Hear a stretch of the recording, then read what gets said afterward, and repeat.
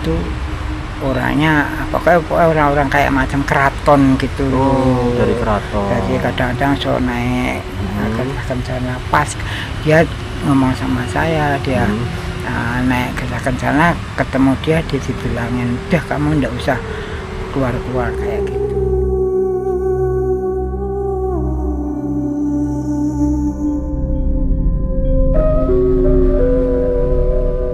Di momen kali ini, di video kali ini, saya berada di makam Sigar Bencah, daerah Semarang ya. Dan lokasinya tepat berada di pinggir jalan teman-teman. Jadi kalian bisa melihat ya, lalu lalang kendaraan yang cukup banyak. Dan untuk menuju akses ke lokasinya itu melalui jalan Istapa ini dengan sejauh 300 meter katanya. Dan ini kali pertamanya saya kesini ya teman-teman. Buat teman-teman yang sudah menonton dan subscribe channel ini, saya terima kasih banyak sekali. Dan buat teman-teman yang belum, buruan di subscribe. Oke. Nah, ini sore ya teman-teman. Hampir ya jam 5 gitu guys. Setelah hujan teman-teman. Wow. Dan katanya di sini tuh banyak ular vipernya guys, ular gibuk-gibuk gitu ya, ular tanah dan ular hijau. Jadi kalau kita ambil dari kata Sigar Bencah ya, Sigar ini berarti terbelah teman-teman, sedangkan Bencah ini merupakan tanah yang berawai atau lembab. Jadi secara harafiah Sigar Bencah ini berarti tanah rawa yang dibelah guys. Wow. Oke. Yang pada masa lalu ya, daerah tersebut itu memang berupa bukit curam yang dipotong untuk dijadikan jalan penghubung antara kampus Undip, Tembalang dan daerah bawah ya teman-teman. Dan menurut warga setempat, proyek pembukaan jalan ini dilakukan sekitar tahun 1980-an. Dan ketika itu kawasan Tembalang mulai dibuka untuk pembangunan universitas dan pemukiman baru ya. Dan saat jalan dibuka, banyak pekerja yang mengalami keanehan aneh ya, mengalami kejadian aneh seperti mesin alat berat itu mati tiba-tiba ya tanpa sebab, dan pekerja mendengar suara-suara gamelan dan tangisan di malam hari. Dan beberapa laporan yang dilaporkan itu ada beberapa kesurupan saat menggali tanah yang berada di lereng ini ya teman-teman. Dan menurut kisah mistis legenda masyarakat lokal, masyarakat percaya wilayah ini tuh dihuni oleh penunggu gaib guys yang bernama Mbah Jala. Beliau merupakan sosok tua berjubah putih yang sering muncul di tengah tanjakan menjelang malam teman-teman. Dan menurut cerita lokal juga, Mbah Jala ini merupakan seorang alim ulama yang berada, tinggal dan meninggal di desa tersebut ya. Dan menurut cerita turun-temurun, sebelum jalan dibangun ini, di puncak bukit terdapat makam tua yang diyakini sebagai makam leluhur penjaga hutan jati guys. Dan saat tanah bukit dibelah untuk membuka jalan, wow, makam itu bergeser dan akhirnya hilang dengan sendirinya ya teman-teman. Dan sejak saat itu banyak kejadian kecelakaan dan penampakan yang dipercaya sebagai bentuk amarah arwah penjaga daerah tersebut teman-teman. Jadi kalau ngomong kecelakaan dan kejadian nyatanya itu, selain kisah gaib ya, tanjakan ini memang sangat curam dan berbahaya.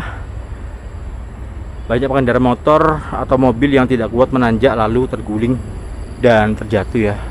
Dan terakhir kemarin tuh ada pengendara motor teman-teman yang terhempas, orangnya terhempas ke terbing jurang ya, tapi motornya tetap di jalan, cuman orangnya yang terhempas. Jadi warga sekitar itu menyebut bahwa tiap tahun pasti ada korban di jalur tersebut teman-teman. Karena itu banyak pengemudi menyalakan klakson 3 kali sebelum menanjak sebagai bukti bahwa harus permisi dulu ya pada penunggu jalan tersebut, teman-teman. Jadi kalau nilai sejarahnya dan kemistisannya, tanjakan Sejar Bencai ini kini jadi jalur utama menuju kawasan Tembalang dan kampus Undip. Oh, banyak nyamuknya. Kampus Undip, akan tapi aura mistisnya masih cukup kuat terasa, guys. Dan digabungkan kombinasi sejarah antara pembangunan jalan, tragedi kecelakaan, dan legenda Mbah Jala tersebut membuat tempat tersebut menjadi ikon mistis Semarang yang masih dipercaya hingga sampai saat ini ya, teman-teman. Nyamuknya banyak. Untung aku pakai jaket. Hati-hati ya, ini banyak ularnya, teman-teman. Terutama di daun-daun kering ini.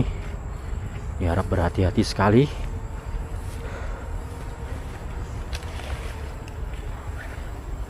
Ada tawon gede. Wih, wih, wih, wih, wih, wih, wih, wih. Bismillah. 300 meter. Oke, 300 meter ya.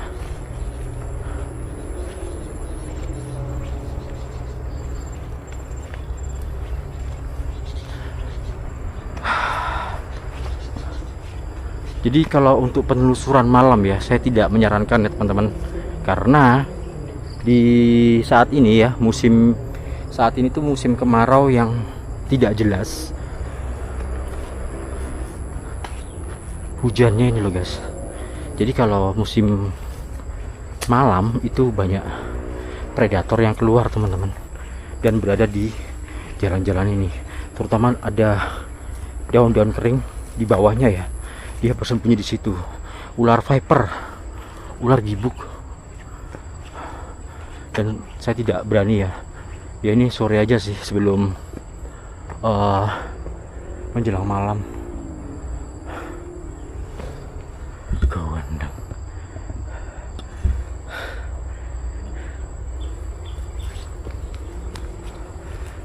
Oke, langsung saja. Wow.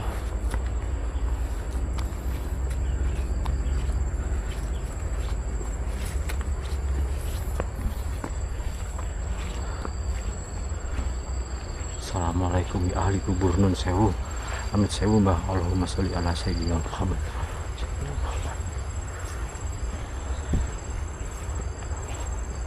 Nah, ini dia makamnya.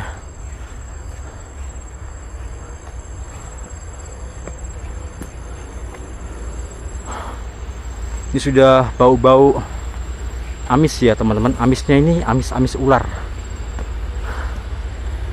Bahaya.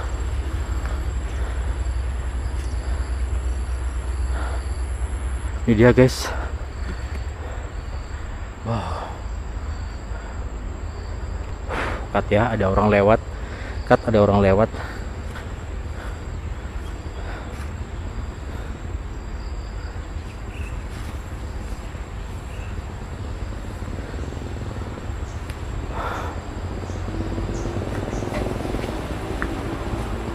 Pak.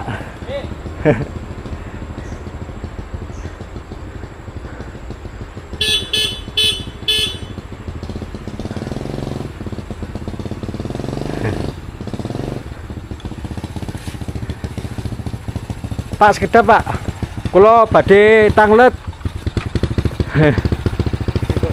Nggih. Amit sewu nggih. Nggih.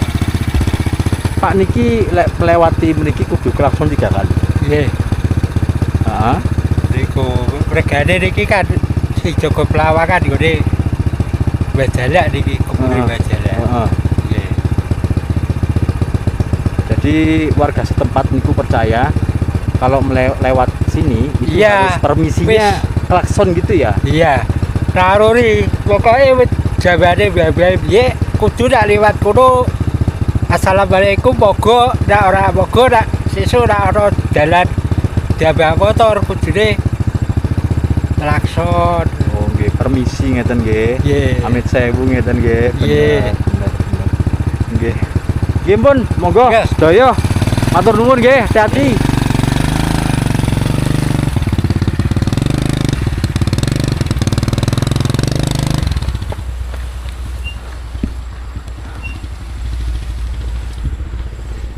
Jadi seperti itu ya teman-teman. Jadi kalau contohnya seorang warga di sini ketika melintasi sini ataupun di jalan raya gede itu, ketika melewati ini dia itu harus klakson 3 kali teman-teman, sebagai penghormatan kepada penunggu yang berada di area tersebut. Met sewu, assalamualaikum ahli kubur. Met sewu ya bah.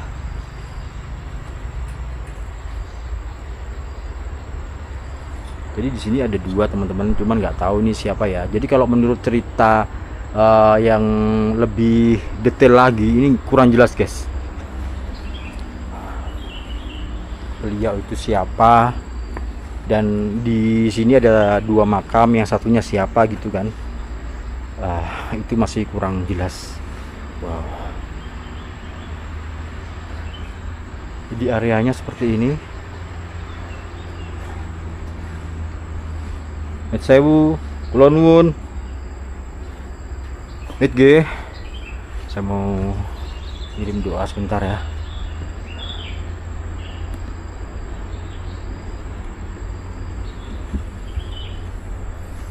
Ini gelap. Gelap sekali, guys.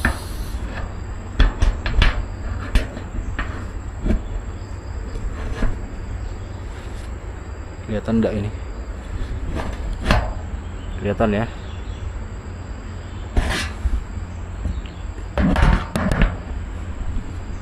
Bentar.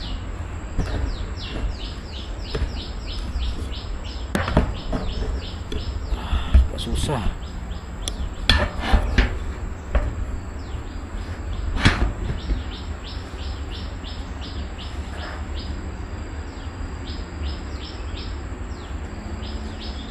Ya, sewu.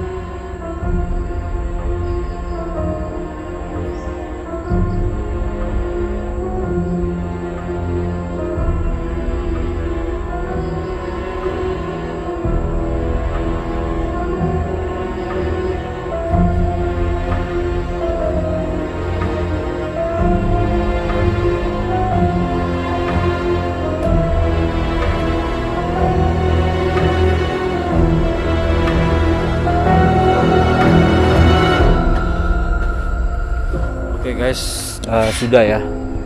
Jadi kira-kira seperti ini makam dari Mbah Jala. Beliau ini merupakan seorang ulama besar di area tersebut dan beliau juga meninggal di area tersebut ya teman-teman.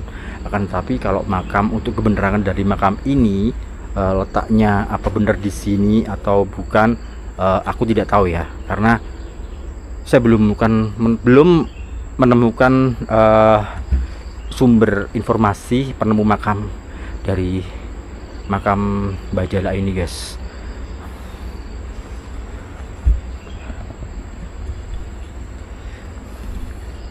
Ya kita doain aja ya teman-teman, agar supaya siapapun yang dimakamkan di sini itu dilapangkan kuburnya, diampuni dosa-dosanya, dan berikanlah beliau-beliau ini di tempat yang layak ya.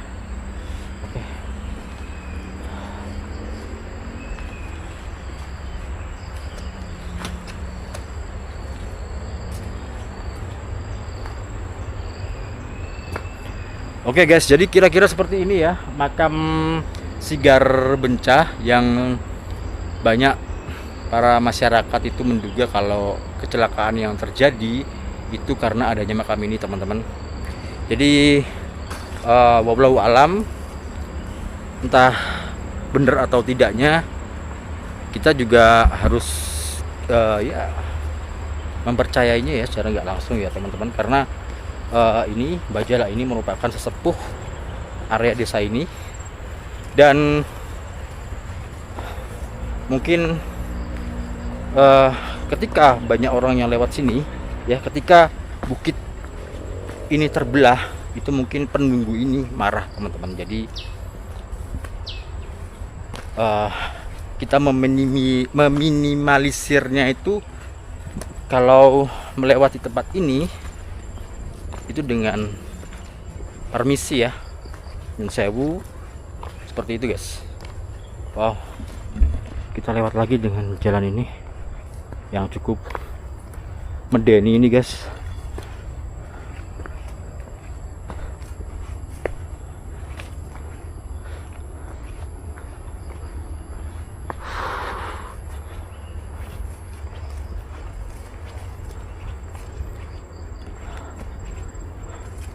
Aku juga kurang paham sebenarnya di makam ini tuh ada juru kuncinya apa enggak, itu aku kurang paham teman-teman.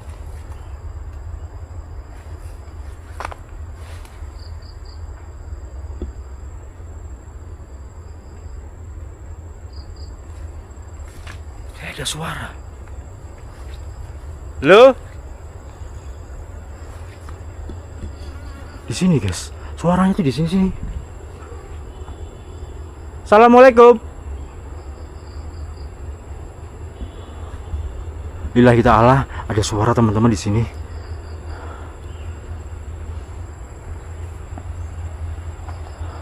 Ini apa?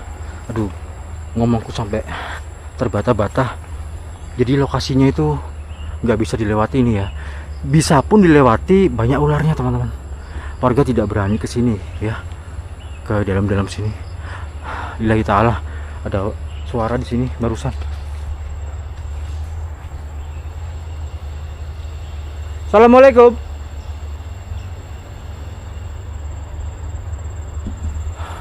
Oh.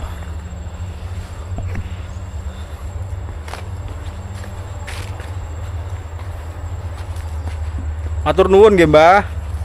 Amit sewu.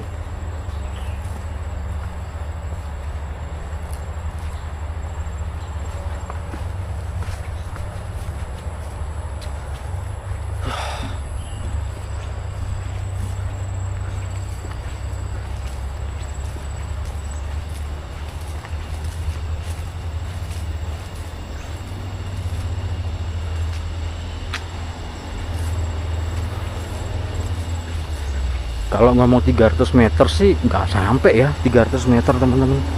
Ya mungkin ada 150 meter lah. Kalau 300 meter nggak sampai guys jaraknya ya.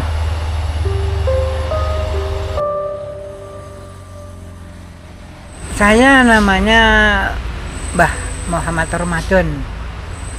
Panggilannya Muhammad, siapa? Pak Bandon. Mbah Don.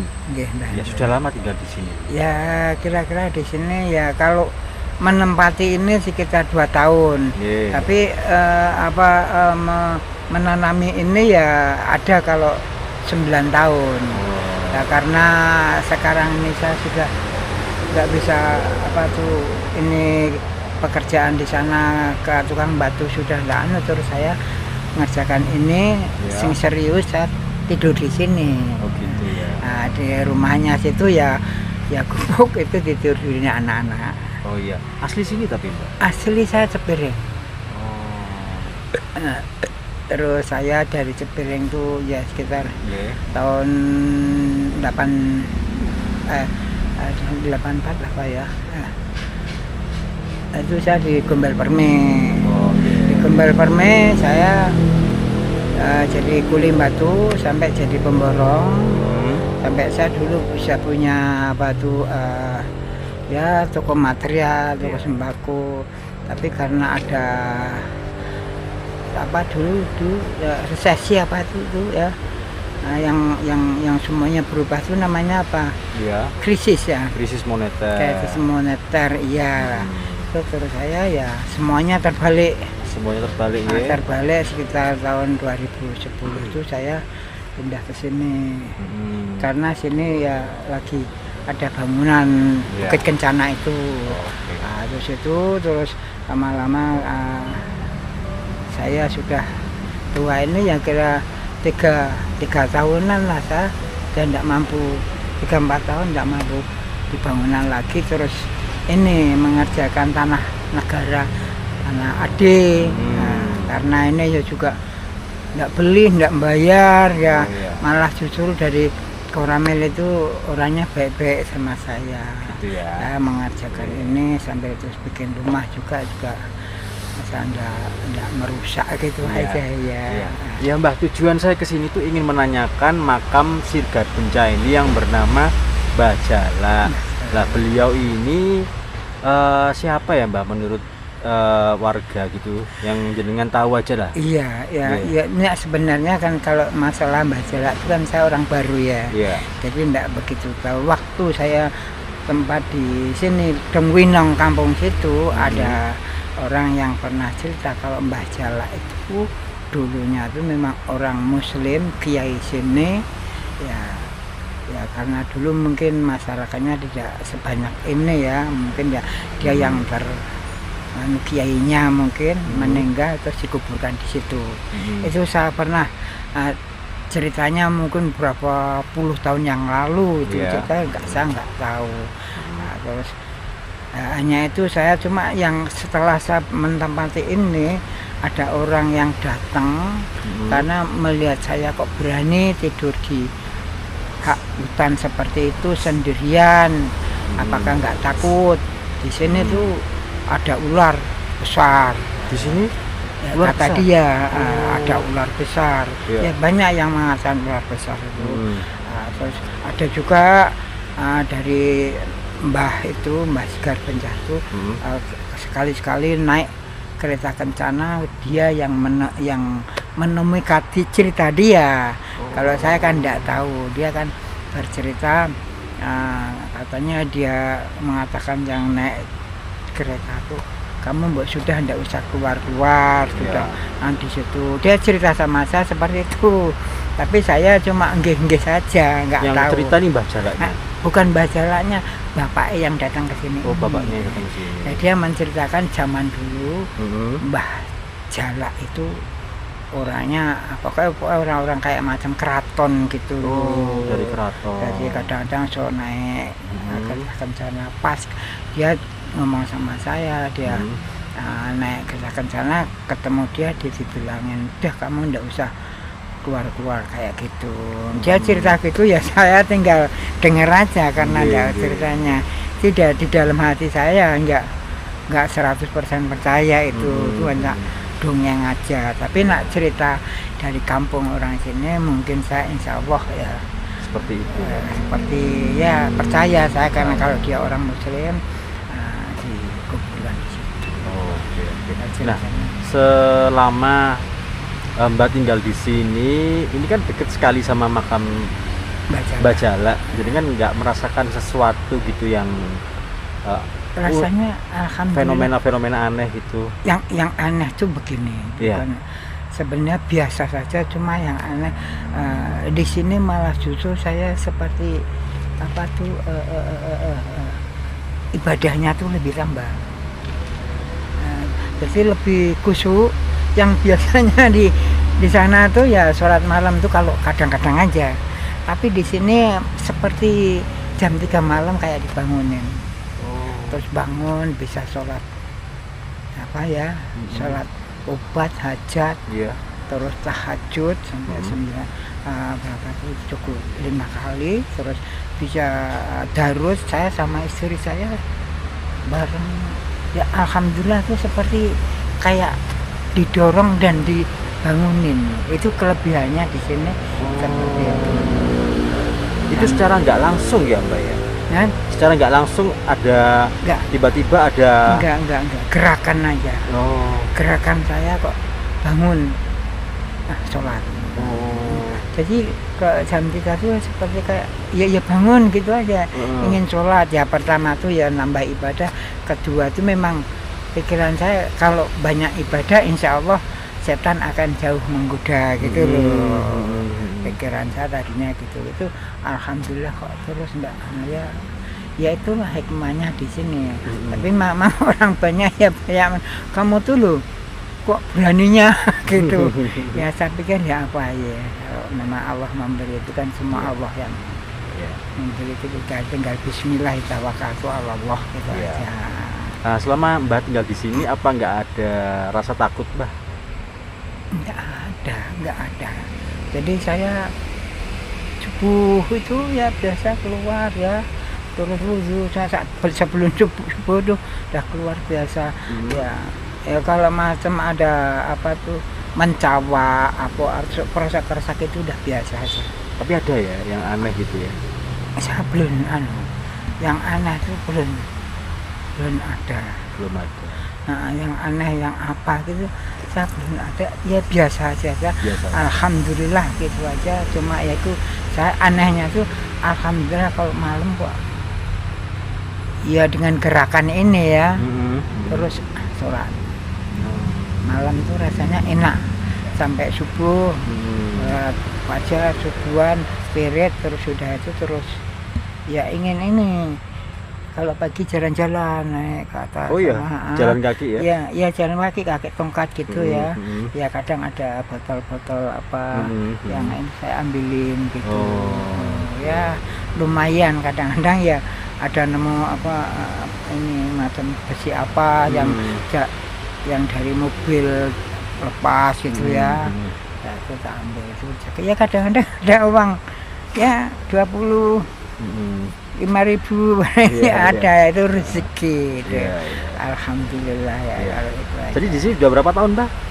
Di sini saya mungkin sekitar 2 tahunan lah. 2 tahunan ini ya? 2 tahunan ini mulai menempati ini. Dulu sebelum ini ya 8 tahun yang lalu saya maculin itu sama anak buah dari bangunan itu saya ambil 2 apa gitu. Ya ada temannya itu, tapi setelah saya sudah tidak bisa di bangunan, nggak bisa naik, kaki saya ini sudah sakit, boyok saya sudah sakit, jadi sudah aku macul dengan duduk gitu ya. Alhamdulillah ya ada yang saya kerjakan daripada membebani anak. Soalnya anak saya sendiri saya lihat mulai krisis itu mulai corona ini. Mulai corona ini ya semua ya saya mulai corona ya mulai itu repot bangunannya gitu. Anak saya juga yang kerja tuh dikasih persangon buat modal nggak jadi sekarang repot, jadi saya lebih alhamdulillah di sini. Jadi ini rumahnya Mbah ya? Ya dikasih orang ya tempat tidur saya aja. Cuma rumahnya kan punya negara ini. Tapi di sini Mbah tinggal dengan istri aja? Istri ya. Terus anak-anaknya kemana, Mbah? Anak-anaknya di kampung situ, di Kedong Winong tuh. Oh, sering kesini tapi ya? Saya kadang anaknya ada apa sini perempuan. Sebenarnya anaknya pada nggak boleh. Kalau nggak boleh saya pertama nggak tega lihat anak lagi repot. Terus saya sendiri ya jauh ya. Terus ya lebih merdeka di sini. Lebih merdeka di sini ya. Lebih nyaman lah ya. Nyaman juga. Akhirnya anak-anak menyadari ternyata ya bapak itu loh lebih senang di situ ya, mereka juga ya kadang-kadang ya sok ke sini gitu. Iya. Jadi ini teman-teman rumahnya Mbah siapa? Mbah Don ya. Mbah Ramadan. Seperti ini guys. Ini sebelum kita menuju ke makam Sigar Pencah. Jadi tepat di ya Mbak ya, apa ini? Di sungai. Apa ya ibaratnya ya? Tegalan ya. Negara yang kayak paculin itu. Ini rumah ya alhamdulillah aja ini bisa dibikinin orang kaya itu, orang pematerial. Ya kalau dulu sebelumnya itu saya tidurnya ya seperti ini di sini. Oke, guys, ini dalam rumahnya. Enggak apa-apa dah. Ini Iya. dulu saya tidurnya nih tidur keluarga. Oh. Sudah gitu. Haji. Haji Iya. Pak itu Pak Haji Duge itu tahu saya di sini nggak percaya dia masak Pak Ramadan berani gitu ya. Lihat gitu dia nggak tega, terus nanti saya bikinkan rumah, saya punya banyak material katanya. Ya Iya. alhamdulillah saya gitu.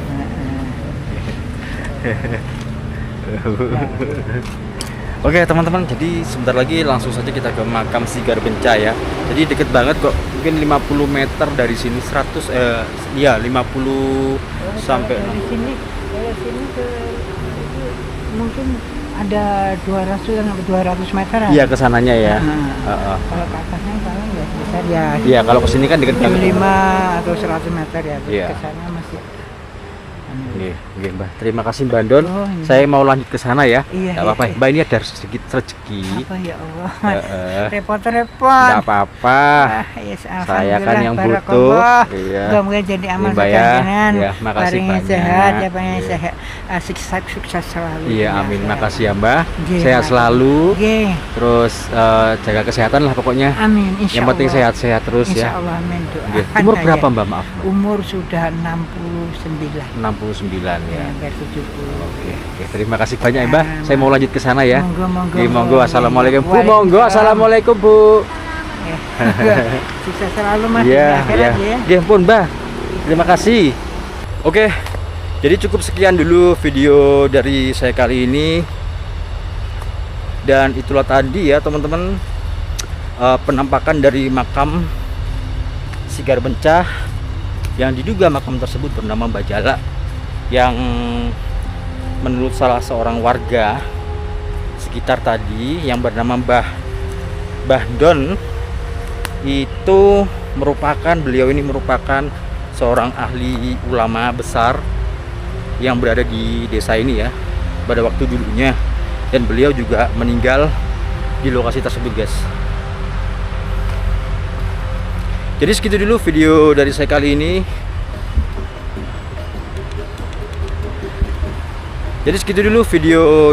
ini. Buat teman-teman yang sudah menonton dan subscribe channel ini, saya terima kasih banyak. Dan buat teman-teman yang belum, buruan di subscribe karena subscribe itu gratis.